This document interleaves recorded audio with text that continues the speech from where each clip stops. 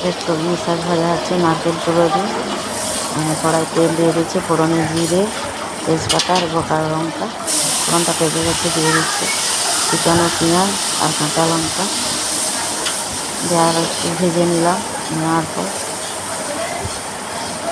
দিয়ে দেবে কেটে রাখা কচি কলমি শাক। এই সময় নরম কচি কলমি শাক পাওয়া যায়, এটা নারকেল দিয়ে বানালে খেতে খুবই সুস্বাদু লাগে। শাকগুলো দিয়ে এদিক ওদিক নাড়াচাড়া করে দিয়ে দিচ্ছি পরিমাণ মতো লবণ।